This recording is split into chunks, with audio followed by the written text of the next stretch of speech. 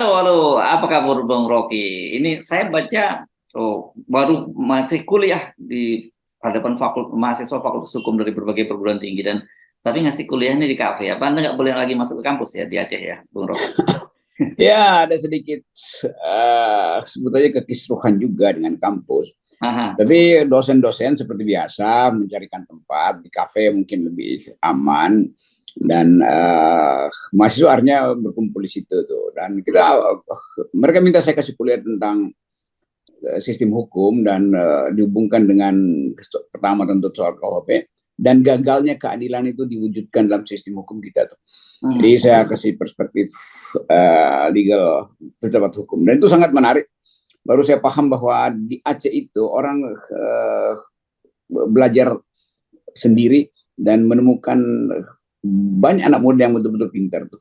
Dan itu sebetulnya menggembirakan saya bahwa ada pikiran merdeka di Aceh, bukan Aceh merdeka ya.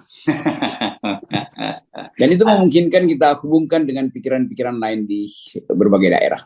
Jadi ada persiapan sebetulnya Aceh. Kita tahu Aceh mengalami kesulitan panjang sejak perang namanya nih GAM, lalu jadi daerah operasi militer, lalu berubah lagi harapan Aceh punah lagi ketika tsunami. Jadi masyarakat yang sebetulnya belum selesai dengan permasalahan sosial, sementara dana otsus itu sudah habis. Jadi periode otsus sudah habis dan Aceh mesti diminta mandiri lagi. Itu problem sebetulnya. Dan orang Aceh menganggap bahwa senjata dilucuti dari GAM, tetapi harkat tidak dipulihkan. Kira-kira begitu jalan pikirannya. Jadi yang berhasil adalah melucuti senjata, tetapi kesejahteraan, keadilan tetap dirasakan timpang di Aceh karena perimbangan dengan apa yang diambil dari Aceh oleh Jakarta itu tidak sama, tidak sesuai dengan apa yang diberikan pada Aceh itu. Jadi masalah baru lagi ya, selain ada masalah di Papua dan punya potensi untuk jadi secesionism, artinya gerakan-gerakan yang oleh negara disebut separatis, padahal sebetulnya itu adalah menuntut keadilan pembagian yang jujur antara apa yang diambil dari bumi Aceh dan apa yang dikembalikan pada bumi ini. Ya, jadi sebenarnya kemarin itu kita juga bicara soal Bupati Meranti juga yang menuntut soal dana bagi hasil juga yang itu kan dan kita lihat sekarang intensitas di Papua ini kelihatannya cukup meningkat ya, ada karyawan bank yang dibunuh, ada tiga tukang ojek yang ditembak mati juga dan sebagainya. Ini menurut saya apa ya, ada tanda-tanda bahwa pengendalian pusat itu terhadap daerah itu semakin menurut saya semakin longgar gitu ya, dan ini dikarenakan fokus pemerintah itu tidak pada bagaimana mensejahterakan mereka di daerah, tapi ya bagaimana memperpanjang kekuasaan gitu. Itu fokusnya yang melonggar sehingga Ya, ya. ada semacam ya sesuatu yang disimpan lama itu akhirnya meledak gitu. Dan kekerasan pasti terhubung dengan kesulitan ekonomi itu. Ya. Kalau saya diskusi panjang tadi dengan teman-teman di Aceh, terasa bahwa mereka menganggap negara tidak paham bahwa Aceh itu kehilangan satu generasi setelah perang dan satu generasi lagi setelah tsunami itu. Karena anak-anak yang mengalami perang, dia udah tahu bahwa masa depannya itu mutu masa depannya tidak ada. Lalu anak-anak yang mengalami tsunami kan itu praktis 5 tahun sekolahnya berantakan tuh. Dan emosinya belum stabil, keluarga yang tercerai-berai. Bagian ini kurang dipahami oleh negara tuh. Jadi bukan sekedar mengotsuskan, mengotonomikan khusus lalu disiram dengan uang, tapi sekaligus perhatian tentang rapuhnya mental teman-teman di Aceh karena melihat bahwa masa depan itu seolah-olah nggak bisa lagi mereka capai.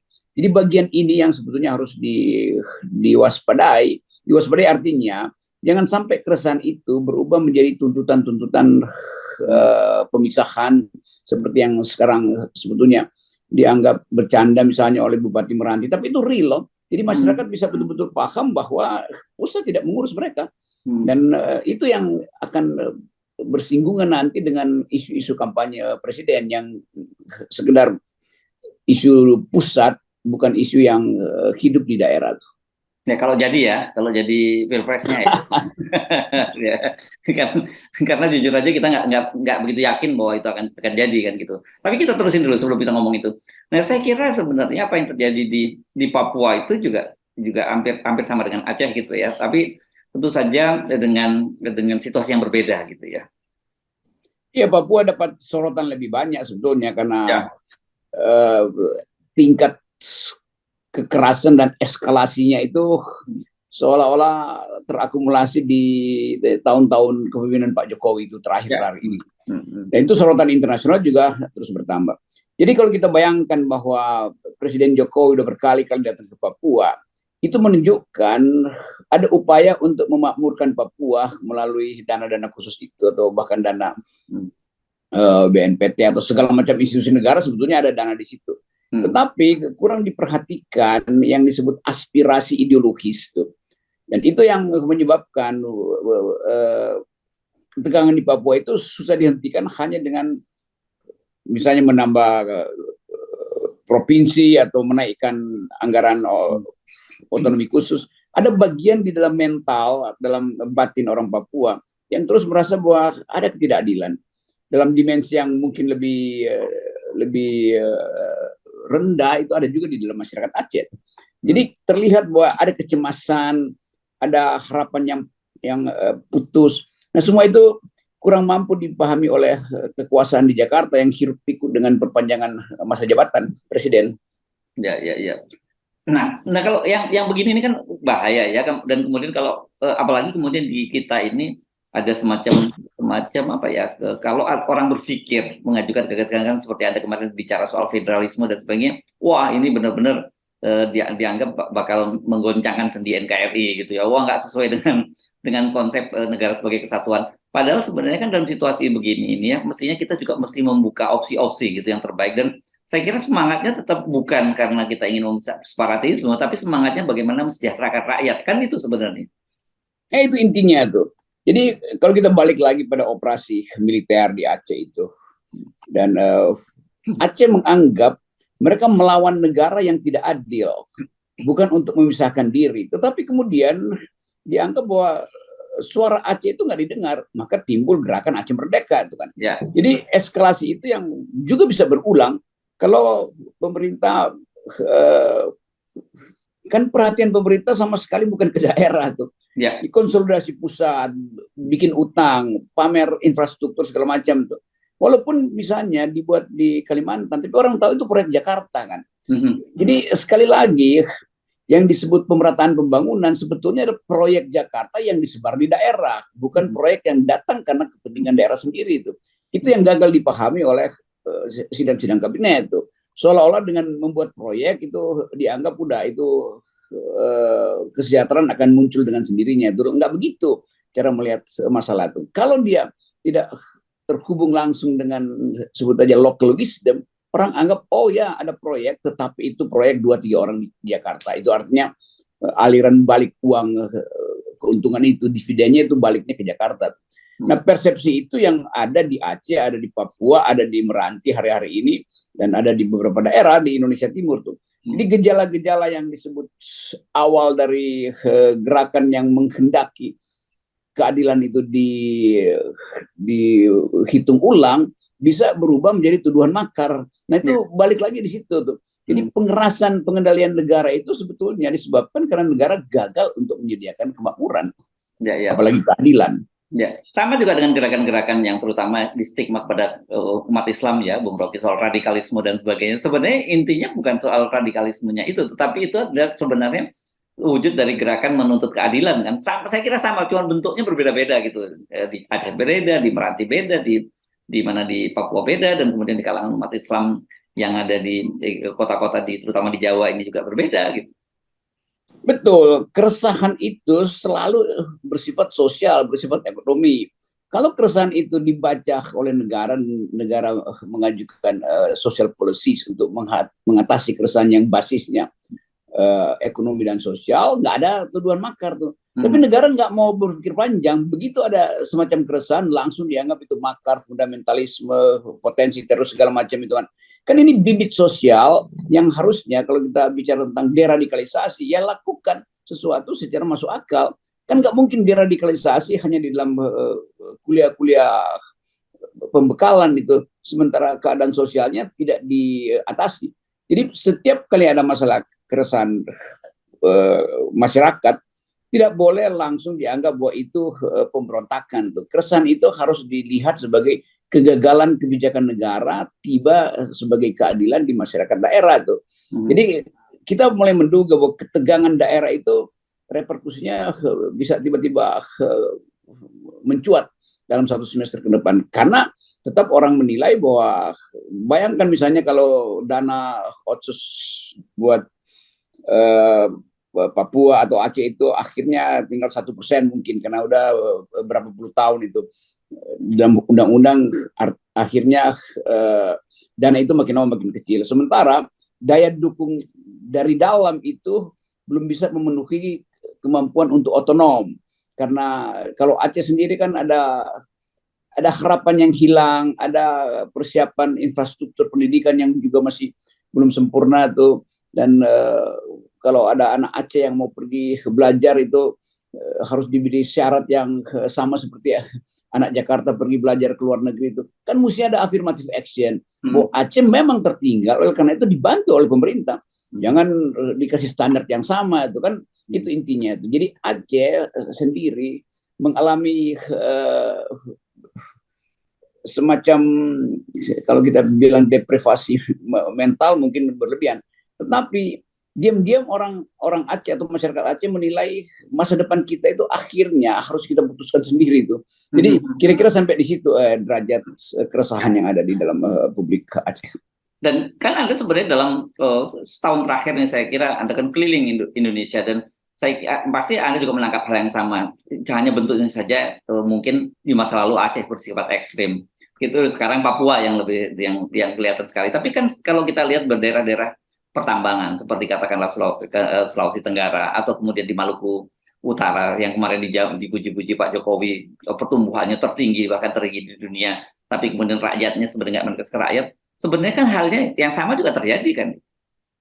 Ya, itu merata. Jadi kita membaca keadaan masyarakat itu justru dari diskusi mahasiswa tuh, diskusi dengan dosen, bukan laporan anggota DPR yang sekedar untuk mengusulkan tambahan anggaran segala macam itu. Jadi kita lihat bahwa justru masyarakat intelektual ini yang mesti kita dengar suaranya, karena mereka yang betul-betul lebih netral untuk memberitakan keresahan publik, bukan anggota DPR yang hanya bikin foto-foto lalu balik dan merasa bahwa udah itu dia udah mewakili rakyat.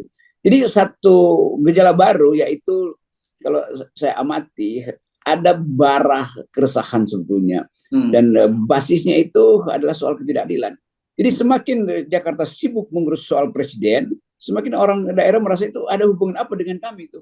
Nah, karena itu kalau Anies datang kemana-mana, orang berharap Anies itu betul-betul wajah lain dari politik Indonesia itu, bukan wajah cara berpikir istana atau program-program mercusuar di istana itu. Jadi itu yang menerangkan mengapa kalau kita bikin pemilu nanti misalnya itu, kalau jadi, itu akan terjadi ketegangan antara dalil-dalil pusat dan keresahan daerah. Jadi sekali lagi, ini bangsa yang memang diasuh oleh kebudayaan untuk tiba pada satu situasi kemajemukan sempurna tuh. Jadi kalau NKRI harga mati itu diajukan terus, justru akan ada keresahan di daerah tuh.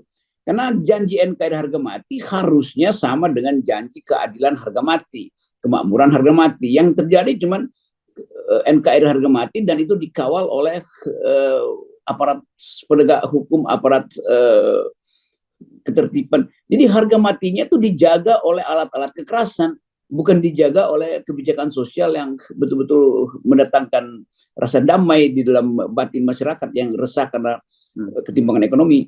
Ini konsultan-konsultan istana nggak ngerti bagaimana cara mengefektifkan NKRI harga mati. Yang betul-betul orang menganggap ya udah kalau nggak bisa ya mati aja sekalian tuh. Ya. Kan Pak Jokowi ini terkenal sekali orang yang suka belusukan. Sebenarnya begitu ya.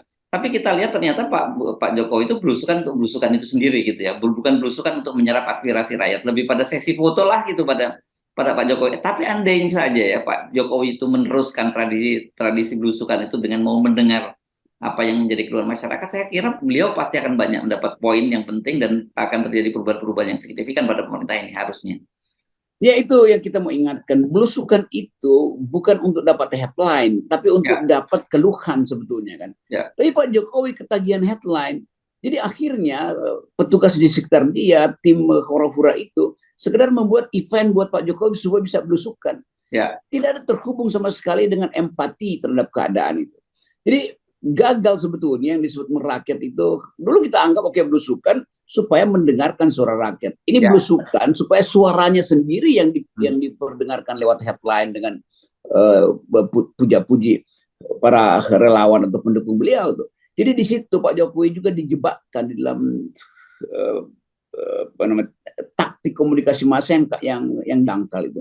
Seolah-olah kalau udah belusukan maka elektabilitas Pak Jokowi akan dibangkitkan dengan peristiwa itu tuh. Nggak ada di dalam teori komunikasi massa. Satu dua kali bisa aja tuh bahwa pencitraan itu menimbulkan efek elektabilitas. Tetapi dua tiga kali orang akan tuntut. Apa akibat dari belusukan itu terhadap pupuk rakyat misalnya? Apa akibatnya terhadap irigasi rakyat? Apa akibatnya terhadap nelayan yang kesulitan membeli bahan bakar untuk melaut 1 minggu tuh. Jadi semua teori belusukan itu sekedar untuk dijadikan alat untuk mempromosikan Pak Jokowi terus-menerus tuh. Nah, cara itu promosi yang buruk sebetulnya. Karena akhirnya terlihat bahwa hubungan antara promosi belusukan itu dibatalkan oleh fakta bahwa stunting naik terus, disparitas naik terus, gizi publik memburuk. Itu intinya tuh. Ya, ya. Nah, ini yang saya khawatir sekali ya, karena realitas ini tidak sama sekali tidak ditangkap dan tidak masuk dalam agenda dari para elit politik kita. Justru yang terjadi adalah power game, terus memperpanjang kekuasaan. Padahal kan mereka mesti sadar bahwa pemerintah itu ya kehadiran pemerintah itu harusnya untuk kepentingan rakyat gitu, bukan seperti yang sekarang itu terjadi hanya rakyat dimobilisasi menjelang pemilu dan kemudian hanya memberikan justifikasi terhadap pemerintahan. Saya melihat itu sebagai pola akhirnya tuh. Uh-huh. Dan grid presiden yang menurun harusnya diikuti oleh kemampuan masyarakat sipil dan memang sedang terjadi untuk memberi harapan pada publik. Tapi publik udah putus asa karena menganggap bahwa bahkan masyarakat sipil itu kebanyakan adalah agen pemerintah yang seolah-olah jadi volunteer, padahal sebetulnya hanya ingin menyorongkan pilihan-pilihan yang irasional bahwa ini semua akan pulih lagi, ekonomi Aceh akan pulih, Papua akan beres, Indonesia Timur akan makin makmur kalau Presiden Jokowi diperpanjang kekuasaannya.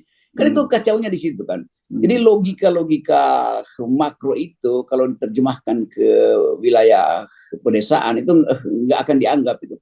Karena real problem adalah soal daya beli, real problem adalah soal harapan masa depan yang mulai orang menganggap kalau negara nggak bisa urus, mending udah bilang aja supaya kita urus diri sendiri kan. Tapi kalau kita bilang begitu, nanti negara akan menganggap kalian ingin memisahkan diri ya. Dia mau urus diri sendiri, bukan ingin memisahkan diri. Begitu psikologi yang saya tangkap dari masyarakat daerah yang resah. Yes, dan saya kira kemarin itu hanya letupan ya yang terjadi seperti di Meranti itu ya, letupan potensi terjadi di mana-mana gitu. Nah itu saya kira itu efek dari Bupati Meranti itu jauh ternyata karena dibicarakan juga di Aceh itu. Dan itu yang saya rumuskan tadi bahwa masyarakat Aceh dan secara umum masyarakat Indonesia ingin mengurus diri sendiri karena tidak bisa diurus oleh negara tuh. Bukan ingin memisahkan diri, ingin mengurus diri sendiri itu. Nah kalau dari mengurus diri sendiri itu kemudian ada ide untuk memisahkan diri, itu konsekuensi dari gagalnya pemerintah untuk meyakinkan bahwa satu waktu mereka bisa diurus. Dan rakyat daerah menganggap bahwa presiden hanya mengurus diri sendiri. Presiden hanya ingin mengurus istana negara, ibu kota dia sendiri itu. Bukan mengurus wilayah yang begitu luas. Nanti para buzzer selalu menganggap presiden dipilih dan memperhatikan seluruh Indonesia. Nggak ada perhatian presiden terhadap hal-hal yang tidak dibisikkan oleh buzzer. Jadi presiden hanya senang kalau didapat informasi dari buzzer. Padahal dia mesti dapat informasi dari dosen-dosen, ya dosen muda bahkan di Aceh itu sangat tajam melihat keadaan. Dan nggak mungkin mereka ucapkan itu. So, kalau dosen muda bicara, itu rektornya nanti akan marah. Jangan begitu, karena kemarin baru saya laporkan hal yang baik-baik itu. Ya. Kira-kira begitu tuh. Jadi Ya. ada asosiasi dosen yang sekarang terhubung secara batin ya pertama-tama dengan dosen-dosen lain di daerah yang mengalami keresahan sosial yang sama tuh. Oke, baik Bung Rocky, dan selalu kita ingatkan bahwa semua ini proposal kita adalah memperbaiki situasi ini dimulai dengan 0%. Ya, ya itu kesadaran ini yang nggak ada tuh. Bahwa partisipasi itu datang kalau ada persiapan yang betul-betul jujur dari garis start yang sama, yaitu 0. Ya, karena 0% dimulai dengan 0% itu adalah kejujuran. Ya. Ya. Oke, baik, makasih Bung Rocky. Oke.